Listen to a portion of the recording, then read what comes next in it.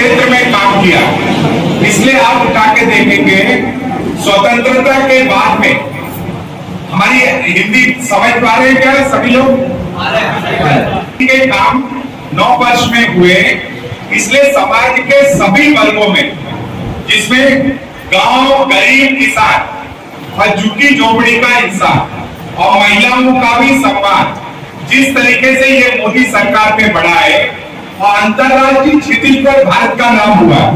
अभी ऑस्ट्रेलिया में थे, अभी यूएनओ में थे, जापान गए थे, जहां जहां भी मोदी जी जाते हैं तो सब लोग मोदी जी के बारे में, जो पूरे विश्व में जो भारत का मान सम्मान बढ़ा है, इसको लेकर के एक बहुत पॉजिटिव चीज है।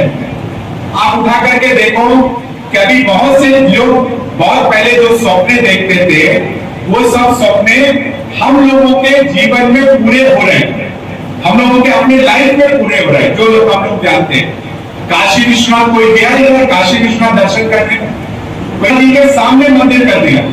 उज्जैनी कोई गया, उज्जैन का मंदिर एकदम इतना बड़ा विशाल मंदिर करके आप कल्पना नहीं कर सकते।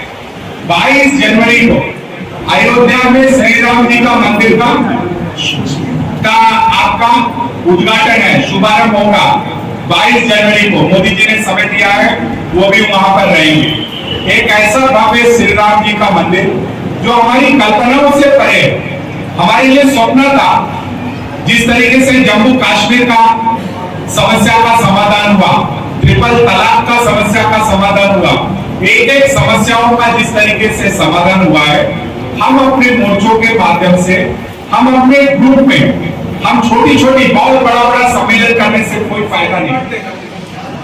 क्लियर हो गया भैया? अब तीसरा हमारा जो ये महीने का कार्यक्रम है, 9 साल हो गया मोदी जी के, तब 30 तारीख को 1 महीना प्रोग्राम चल रहा है। आज 15 तारीख है, 21 जून को है ना, 21 जून को बड़ा दिन है। कौन सा दिन है बताओ, कौन बताएंगे? योगा दिवस। क्लियर हो गया? तो योगा दिवस में हर मोर्चा कहीं ना कहीं योगा करते हुए नजर आए। हो सकता है कि नहीं हो सकता? हर मोर्चा योगा करते हुए। योगा बीजेपी के बैनर पे नहीं करना, आपका युवाओं का कोई संस्था है, खेल कूद वाला है, उसका बोर्ड लगा के योगा करना। महिला मोर्चा कोई एनजीओ पकड़ के योगा करना, समाज के दूसरे लोगों से योगा कराना। क्लियर हो गया? 23 जून को दीनदयाल उपाध्याय जी का बलिदान दिवस है। 23 जून को क्या है? किसका है?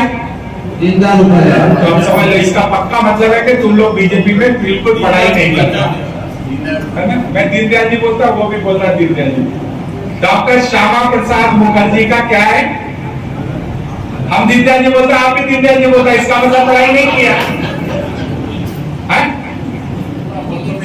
నియోజకవర్గాల్లో జరుగుతూ ఉన్నది। ఆ సందర్భంగా ఇక్కడ మెదక్ నియోజకవర్గంలో రామాయంపేట పట్టణంలో ఈ సమ్మేళనం ఏర్పాటు చేయడం జరిగింది। ఏ మోర్చా వాళ్ళు ఏ విధంగా పనిచేయాలి, మహిళా మోర్చా వాళ్ళు మరి మహిళలకు ప్రధానమంత్రి ఏ విధమైనటువంటి సంక్షేమ పథకాలు తీసుకొచ్చిండు, యువకులకు ఏ విధమైనటువంటి సంక్షేమ పథకాలు తీసుకొచ్చిండు, ఇవన్నీ కూడా మనం ప్రజలకు చెప్పాల్సినటువంటి అవసరం ఉంది। అదేవిధంగా కేసీఆర్ యొక్క వైఫల్యాలు, కేసీఆర్ ఎవరికి ఏ విధంగా మోసం చేసిండు, దళితులకు ఏ విధమైనటువంటి మోసం చేసిండు, మహిళలకు ఏ విధమైనటువంటి మోసం చేసిండు, యువకులకు నిరుద్యోగ వృత్తి ఇస్తా అని చెప్పేసి ఏ విధంగా మోసం చేసిండు, రైతులకు ₹1,00,000 రుణమాఫీ అని చెప్పి ప్రధానమంత్రి ఫసల్ బీమా ఇంప్లిమెంట్ చేయకుండా ఏ విధమైనటువంటి మోసాలు చేసిండు, ఈ నరేంద్ర మోడీ గారి యొక్క సంక్షేమ పథకాలు ఒకవైపు, మరి కేసీఆర్ యొక్క వైఫల్యాలు, కేసీఆర్ చేసినటువంటి మోసాలు, ఇవన్నిటిని కూడా మనం ప్రజల్లోకి చర్చించి మరి ఎప్పుడు ఎన్నికలు వచ్చినా మనం భారతీయ జనతా పార్టీ అభ్యర్థిని గెలిపేయడానికి మనం ప్రయత్నం చేయాలని చెప్పేసి తెలియజేస్తున్నాం। ఇక్కడ స్థానిక ఎమ్మెల్యే మరి పద్మాదేవేందర్ రెడ్డి గారి మీద అనేకమైనటువంటి విరక్తి, అనేకమైనటువంటి మోసాలు, స్థానికంగా ఇక్కడ రామాయంపేట మరి పట్టణానికి సంబంధించినటువంటి రెవెన్యూ డివిజన్ కేంద్రం ఏదైతుందో, రెవెన్యూ డివిజన్ కేంద్రం ఏర్పాటు చేస్తామని చెప్పేసి ఎమ్మెల్యే గారు, మంత్రి గారు చెప్పినప్పటికీ కూడా మరి ఆ విషయాన్ని పక్కకు పెట్టడం జరిగింది।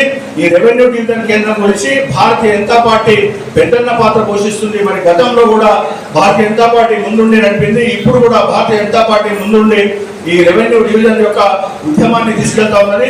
మరి ఎప్పుడు కొత్త రెవెన్యూ డివిజన్ ఏర్పాటు చేసినా తప్పకుండా మొట్టమొదట రామాయంపేట రెవెన్యూ డివిజన్ ఏర్పాటు చేస్తామని చెప్పేసి మంత్రి హామీ ఇచ్చినప్పటికీ ఆ హామీని మర్చిపోయాడు. కొత్త రెవెన్యూ డివిజన్ అయినాయి, కొత్త మండలాలని, కానీ రామాయంపేటను విస్మరించింది.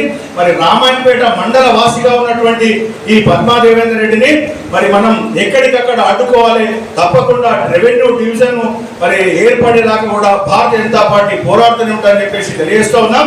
ఒకవేళ ఈ బీఆర్ఎస్ పార్టీ రెవెన్యూ డివిజన్ కేంద్రాన్ని ఇవ్వకుంటే భారతీయ జనతా పార్టీ అధికారంలోకి రాగానే భారతీయ జనతా పార్టీ తప్పకుండా ఈ రామాయంపేట రెవెన్యూ డివిజన్ ఇష్యూను మరి అసెంబ్లీలో చర్చించి మా పార్టీని ఒప్పించి తప్పకుండా ఈ డివిజన్ కేంద్రాన్ని ఏర్పాటు చేయడంలో మేము మా పెద్దన్న పాత్ర పోషిస్తామని చెప్పేసి ఈ సభాముఖంగా